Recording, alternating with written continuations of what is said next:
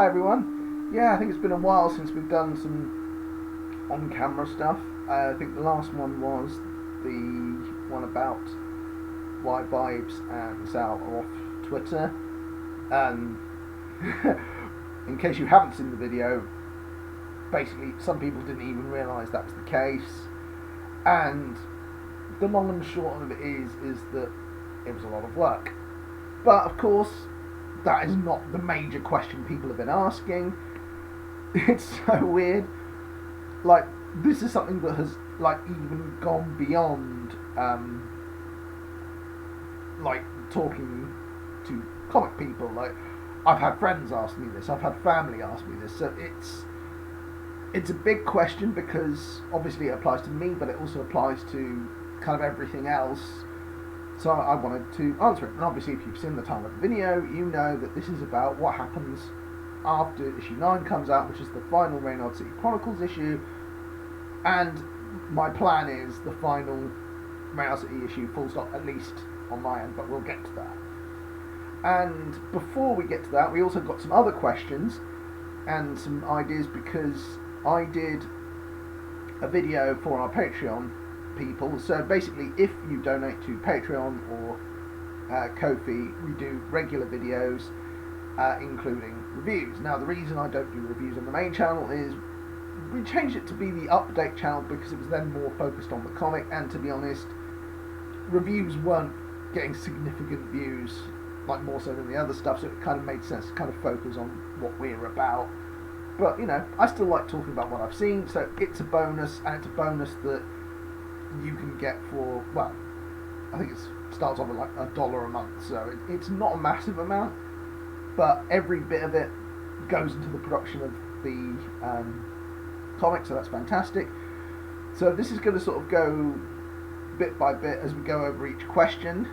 So I'm going to stop here. So this is the main intro, this is what you get. Now, just to be clear, I want to answer questions, and if you want to ask me questions on DeviantArt, Twitter, etc., please do so. I really want to have a chat. I really want to talk to you about what we do. The only thing I will say, and I've had this come up a couple of times, so I'm saying this to not be mean, but please don't ask something like, how does it end, or very specific spoiler questions, because one, people reading this might not be at the point that you are, so that could potentially spoil a future issue for them, so please be aware of that. But also, I mean, the major one I've had a couple of times, like, asking me how it ends. It's like, would you ask, like, Jeff Fowler how Sonic 3 ends? I mean, I hope you wouldn't. Would you ask Kevin Feige how, like, you know, what's going to happen in, you know, the next 10 Marvel films? It's like, no, you wouldn't say it. You'd ask, you know, you'd probably ask sort of similar questions, but I don't get the logic. Perhaps some people are okay with that. As a creator, and especially as a creator who's doing an independent thing with a finite end, I don't want to give too much away. I love that people are passionate about it. I love that people want to know more, and I love talking about the characters. I love talking about the story. I love talking about lots of things to do with the comic, as we're going to see in a minute. But I hope that gives you an idea. So, with that in mind, I am now going to go through the different questions. So, thank you very much. See you in a sec.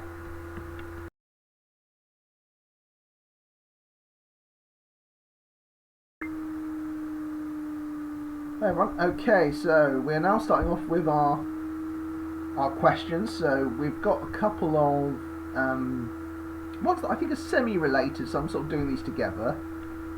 So Polarman546 asks, would Isaac Everson be a great character? And Mercenary Master asks, if Insect Girl X Kelly was canon, will NK Girl have trouble with Insect Girl since she was a villain, or will she have a change of heart? Okay, so these two questions, I mean, in the case of asking me about a particular character and whether they can be good or not, this oddly ties in with the writing commissions we're doing. So I do sort of character creation, I do writing coaching, I do various things that can help with this. I think it's difficult to say because even like the greatest characters, James Bond, Batman, whatever, there have been brilliant and rubbish versions of even the best characters. So to ask like if your character is a great character, it depends on the story you write. I think is the simplest answer I could say, and because I do writing commissions, I'd be happy to help you with that. I would say develop the stories. There are some great writing exercises out there. So Natalie Goldberg has this book called Writing Down the Bones, and there's various kind of creative exercises in there. There's also good kind of like improv things you could do, like doing a sort of chat show style interview with your character, imagining, what would your character do if they were stuck in a lift with someone, what would your character do if they were kind of in a long queue waiting to get their shopping. There's all these kind of different scenarios you can do to develop your character, but it's a long-term process. It's not a case of, oh, is this great or not? Well, I can't tell you, because I think you have to develop it, you have to sort of go along with it. And like I say, I do commission, so I'd be happy to do a short story to help with that, and ideally as a Reynard City related thing. But, message me and we can have a chat on that. And with Nursery Remasters one is quite specific, so if you watched the Fan Art Friday video, then you'll have seen her character, kiss on the mistletoe with Insect Girl. Incidentally, there will be another thing about Insect Girl we'll be talking about later, which is very exciting. And would AK Girl have a problem with it? And I think those are all great questions. It's again talking about kind of what if. It's a fabulous one to ask. My feeling on this is, I think there would obviously be issues at first because you're kind of dealing with a character like this who has been a villain. I mean, ultimately, I don't know. It depends what side on the fence you fall on. Because I think for me, Insect Girl's kind of similar to Agent Stone in the Sonic films in that she is a henchwoman, but you gotta love her. She's great. Or Scorpina in the She-Ra series. Like she's adorable. I love Insect Girl, and that picture I thought was really sweet, and it works as a kind of Elseworlds thing. And again, if you want a commission, it would be a fun thing to explore because it is an aspect of the character I would have liked to expand it a bit more, but I think this is one of the great things, like doing the roleplay stuff with Dan Hikari, shout out by the way, is that you can explore these aspects and kind of give characters a bit more depth than you would necessarily have time for. It's so tricky because I get what some people have been saying, like, this thing kind of felt a bit rushed, but I really want to get this story done. I think that for me, I know that it's a weird thing to say, but this is something we've been working on for a long time, and it would be nice for it to have a definitive end. This, we're not Marvel, we're not DC, and of course where we go from there we are going to talk about later. But so basically, in summary, there is potential with this character. I think the idea of Insect Girl having this love interest, what it would do for her as a person, and kind of how she would then assess the world based on how this character treated her, because there's a number of ways you can go with that, because if you're developing, a relationship between two people, it's a relationship, you then sort of see, like, you can almost ask all these kind of questions, what would they be like, if they're watching films together, which one falls asleep during the film, which one gets the snacks in, which one, is the one who always kind of asks, who's that one, who have they been in, that kind of thing. There's fun stuff to explore, and again, going back to the commission thing, I'm happy to help with it.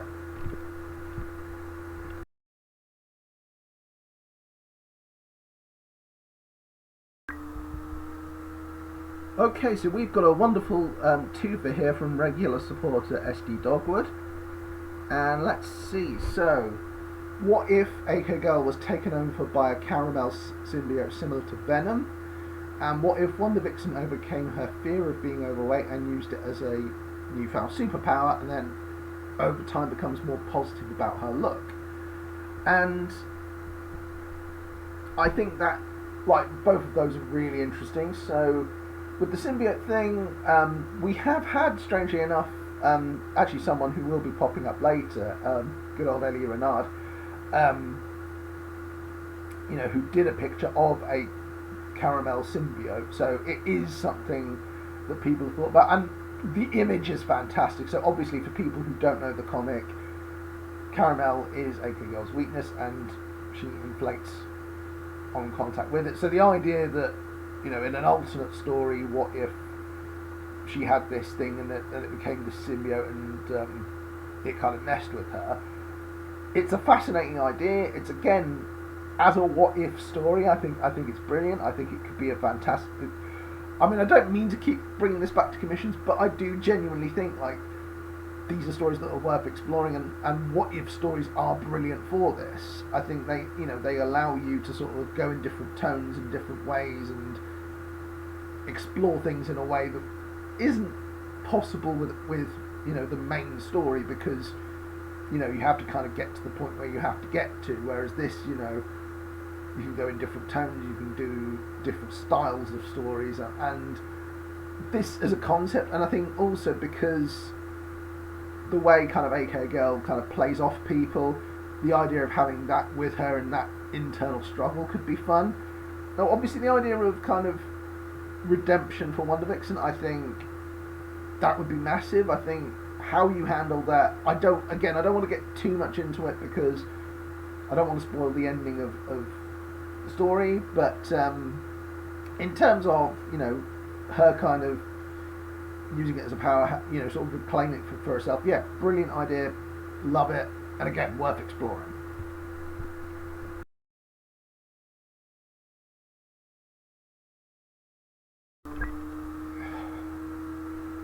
Okay, so Ellie Reynard, who we mentioned earlier, and incidentally, terrific artist. If you haven't been looking at his art, you should do. He's absolutely fantastic.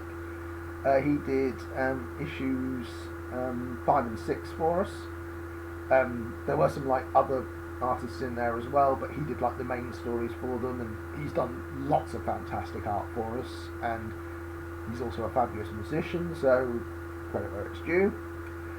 And his question is, on the surface, very simple, but interesting. So, what if Megafox was good in the beginning? So the concept of Megafox is this character who effectively becomes evil because he looks at the people saying they want to establish order, but looks at them and goes, well, you're causing chaos, and I think my order's better, and does it in a very brutal fashion. Now, the idea of what if Megafox was good in the beginning, of course, we can decide what is and isn't good. And I think that, there is potential that, in effect, would he become part of the team? How would that affect things such as the consortium?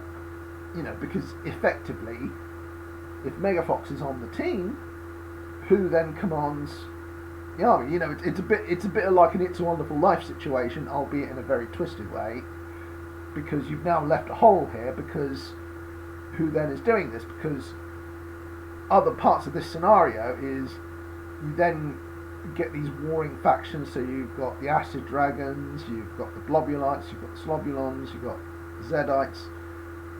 If they're all sort of attacking each other, that could become more chaotic and more unpredictable. So there is that sort of, yes, Megafox is a horrific character and what he does is terrible, but again, it's that element of order where these factions are kind of, kept at arm's length. They're never going to fully get on, but there's kind of an accord.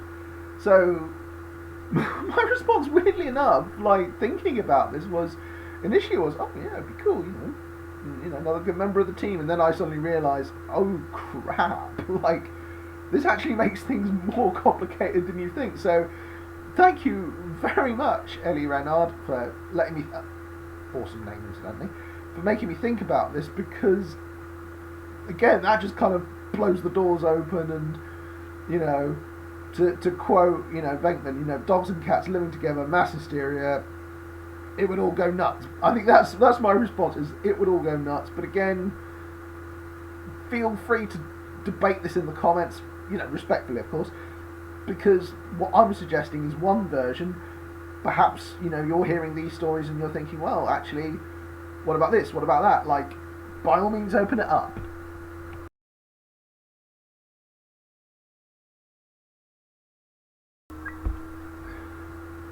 Hi, so IWFan53, obviously if you're watching this, I apologise, this is a massive truncation of what you originally put.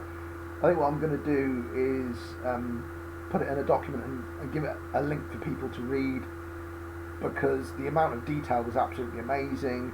But what it essentially boils down to is perfect platinum, character that feeds off, negative emotions, what happens after her purpose is done. So, like, one example cited was the, butter spreading robot from Rick and Morty, and, the joke being, well, what is my purpose, master? Well, you spread butter. And it's like, in her case, well, what is your purpose?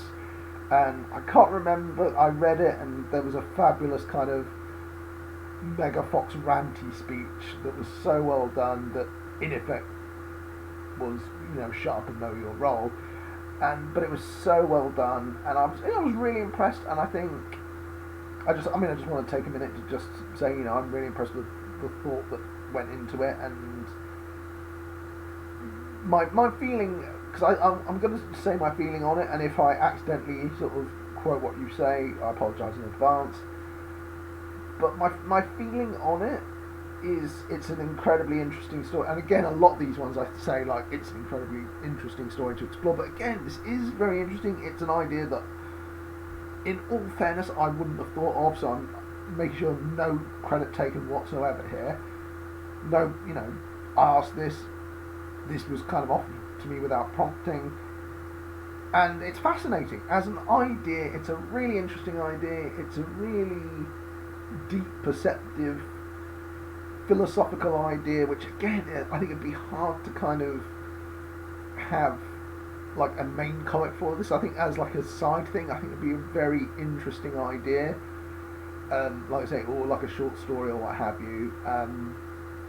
But yeah, in terms of a main thing, I think it'd be quite difficult to do. But I really like it. I really think it's a very original, very interesting idea of like a character that's effectively existed to feed off someone else, now deciding, well, what do I do now that mission is done? And that's really clever. Like I say, I will post a link to the document, because it's absolutely fascinating, and I probably won't like put all of it, but I'll put in as much as I can, and just to be honest, I mainly wanted to put this in just to say IWFan53, awesome job, well done.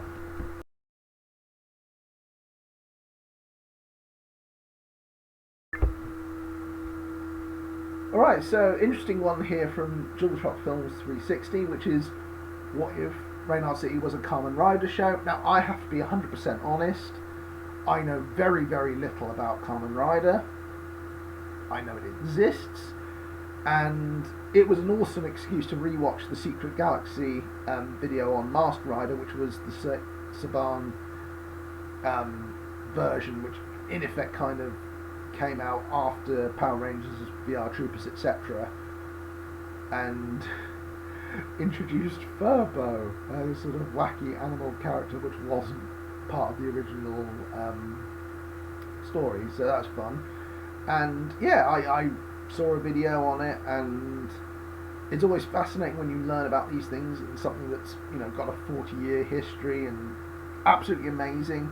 And I think what was really interesting, like watching this video, so there was another one I watched which was kind of an overview of Kamen Rider, so in effect saying that there were like 3 distinct eras. So given that we've got 3 main characters, so I probably like fashion the costumes after those 3 eras, because I think that would be a fun nod, and I think fans would enjoy that. I think in effect I don't know. I kind of like the idea of taking that style because it looks a lot of fun. It looks really enjoyable. I'd probably want to do it kind of animated style. I'd probably want to be able to kind of do a bit more with it. I mean, I know with CG you can do more now. I kind of like the freedom that comes with like animation and being able to kind of do things that aren't budget dependent. That you don't have to get stunt people in and what have you. But I think the overall aesthetic of Kamen Rider is fantastic. I think it looks great. I like the look of the helmets, and obviously, you combine that with motorcycles. There's cool stuff in there. I get why people like it because it looks fantastic, and I'm sure it's great. But like anything, time is a limit right now, and yeah, that's like I said. I'm not going to promise you that I'm going to look at it, but watching the videos, you can see it's like I can totally see why people dig this, and it looks fantastic. And I think your idea is a really cool one. So again, if it was a commission, we'd probably look into it a bit more.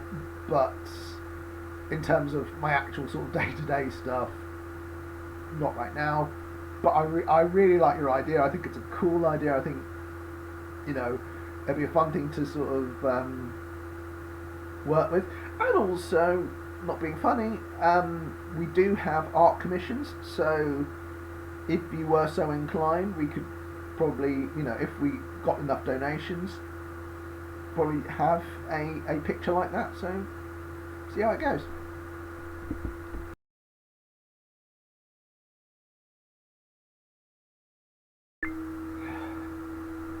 Alrighty then, so once again, thank you very much everyone who submitted questions, everyone who submitted the what if ideas, some really clever stuff, really interesting, so I'm really chuffed with that. Please keep that up. I'd really love if we could have more stuff to talk about, more stuff in terms of the characters, in terms of like stuff that's directly related to the comic. That'd be absolutely amazing, so thank you very much. So now we get to the main event, what we were talking about, what is going to happen once issue 9 is done. And the honest answer is, it depends.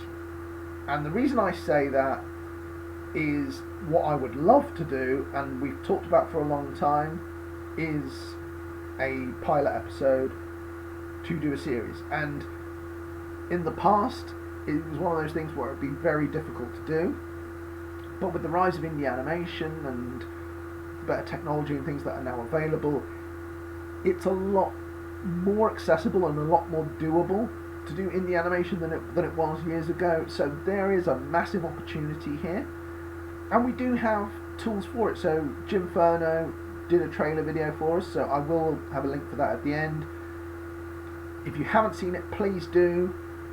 If it is something, because I've seen the Ice Down with animation thing, and I'm with everyone else on that. I want to see animation get properly supported, but from our point of view, if you support us, it's a very strong message to people that we want to see this out there. And this is the thing, not to kind of rule out studios completely. If the right offer came along, and it allowed us to do what we wanted to do, it would be something to think about. From my point of view, a bit like with the comic, I like having control of what we do. I like working with people who know what we want. So that would always be in the forefront of my mind. And in the case of doing more animated work, I would love to do it. I would love to do a pilot. I would love to get that all on board. And we've made the first step, so we've done that first trailer. We know that we can do it. We've had some really good voice actors. We've got more people I would love to add to the cast, but it does depend on where we go from there. So I am currently waiting to hear back a script that I've put together for like the final trailer script. So where we go from there depends entirely, as I say, how people do this. I would love to do another animated trailer because I really enjoyed it. Obviously we have our fabulous voice actors like Haley, AJ, Joe, Helen, lots of wonderful people who have all put a lot of work in, and I'm really happy with that. and I'd like to do more of that. Christina Roberts, who came in as the Void, absolutely fabulous and really professional. So there's that too. Yeah, so I do definitely want to do more there, but the thing is, it does depend on what we can do. So this is the thing. It's not one of those things you sort of probably see this all the time with people saying, "Oh, you need to like, subscribe, etc."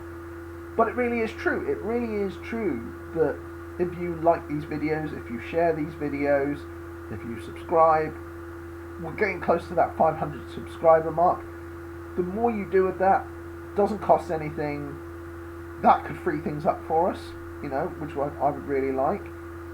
But the major thing is, we have our goal, which is the second from the finale goal. We managed to hit the first one, which was really good. So that's kind of allowed us to give support to Blue Ike, who's doing a phenomenal job with the art, and he's working really hard. And the job he did on issue 8, I thought was absolutely fantastic. And I really like his attitude. I really like his drive, and I would love to sort of do more. And this goal in particular at the moment is about kind of promotion, getting it out there, which would mean more commissions, more working with YouTubers, kind of getting it out on videos, etc. Because we've had a couple of people do that, which is really cool. So, Amanda McKnight did an unboxing, which was wonderful. We had a really good couple of ones with Love and Junk Food.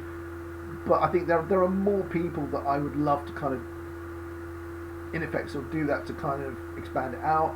I've also recently brought in a person to help on the sales, so thank you very much, Dennis.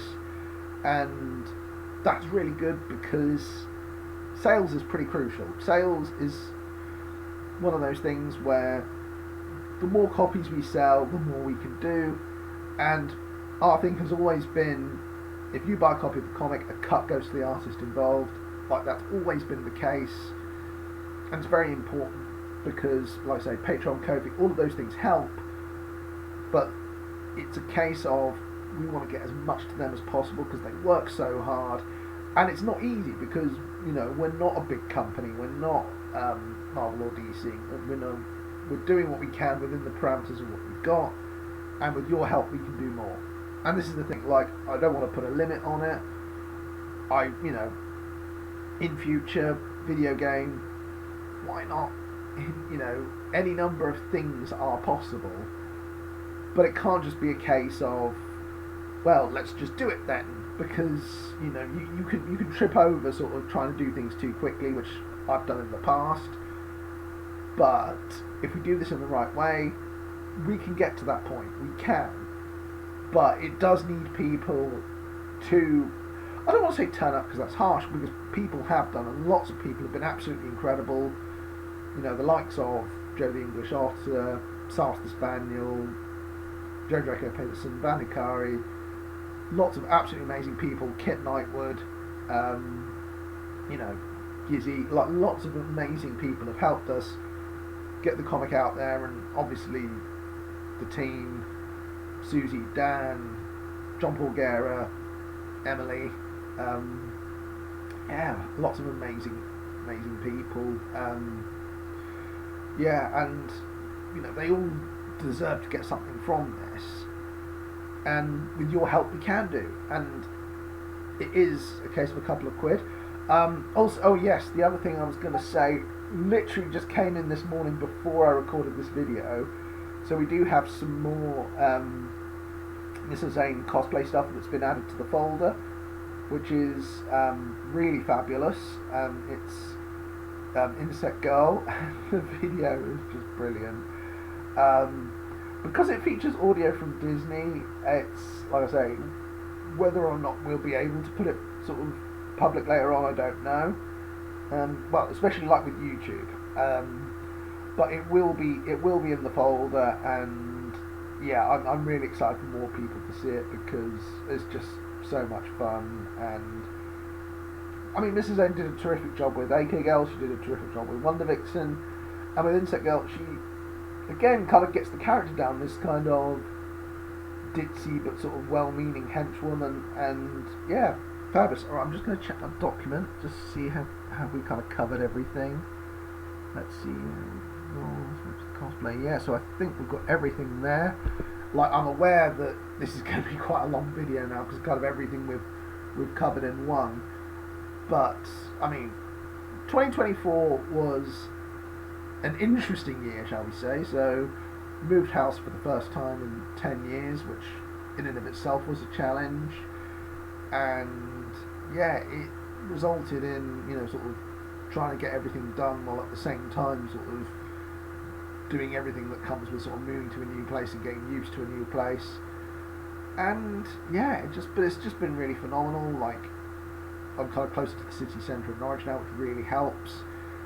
And yeah, I'm looking forward to doing more. I'm looking forward to hopefully, say, launching the final issue at Norcon, because people have worked very hard on this, and I'm always kind of you know considering that people have put a lot into this, and you owe it to them to kind of do everything you can to get them out there to spawn. This is why we have things like the meet the team playlist and what have you, because this thing doesn't exist with just me. It just doesn't. Everyone that's kind of made this happen has done a phenomenal job, and if you can support them, please do. I think that's it for now. Obviously, keep an eye out for updates on things like Fan Art Friday, new videos we put up all the time. If, like I say, if you've got any questions about producing a comic, about writing, we do regular creative tips videos, so if there's things that you need help on that I want to help with that too. And as I say, if you donate to our Patreon and / or Ko-fi, you will get those kind of bonus review videos as well. Much love. Bye!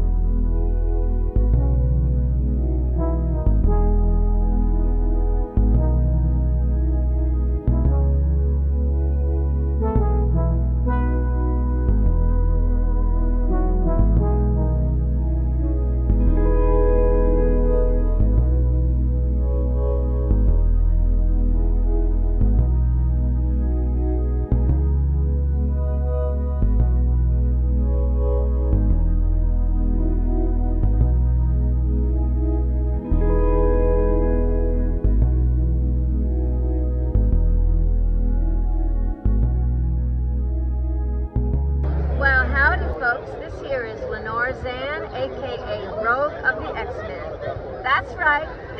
And I'm coming to you today from Providence, Rhode Island to say thank you so much to everybody who contributed to Reynard City.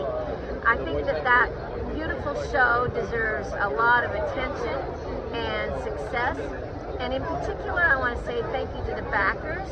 That would be Rev 701, Sios the Spaniel, Joe the English Otter, and Van Hikari.